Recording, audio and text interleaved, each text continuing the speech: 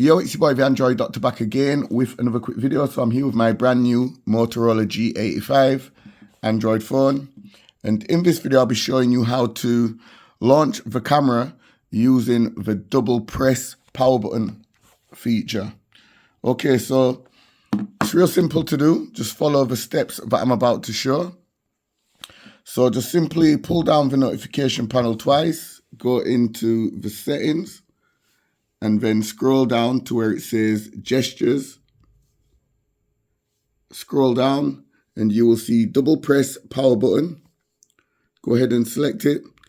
And it just explains here, choose what launches when you double press the power button. Okay, so just turn on the camera option.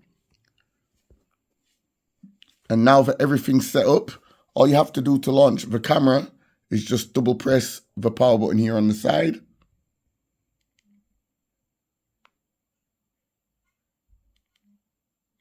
And that's all you have to do to launch the camera. So you don't have to waste time looking for the camera application. You can just simply double press on the power button and the camera will open. Okay, so that's it for the video. Be sure to give the video a thumbs up, share the video. It's your boy the Android Doctor, and I'm out. See you in the next video. Deuces.